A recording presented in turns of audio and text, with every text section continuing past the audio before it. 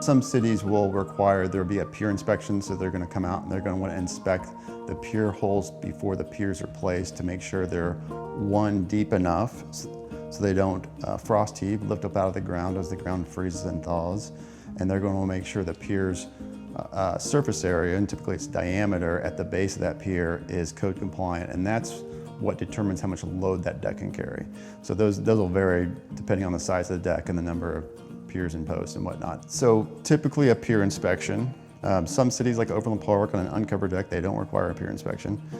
A lot of cities will want to have a ledger board inspection, so they'll want to make sure that you're protecting the house envelope in a code compliant way and that you're attaching that ledger. And the ledger is the board that attaches to the house that holds the framing of the deck. So a ledger inspection is oftentimes required. If the deck's low to the ground, like lower than 3 feet to the ground, and the inspector can't see underneath it at the final inspection, they're going to want a deck framing inspection as well.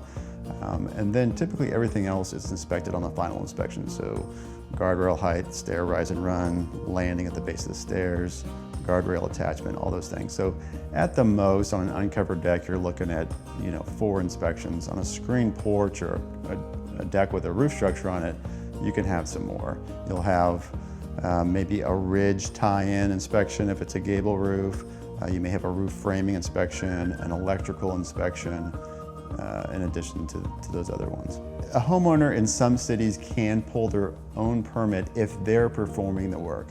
If a contractor in Johnson County, if a contractor's performing the work, they have to be the permit holder. They have to be licensed in order to pull a permit, and they have to pull the permit and call for the inspections. So the contractor, anytime there's a contractor working, they're going to be the ones calling in for those inspections, ensuring that it meets and passes all its inspections.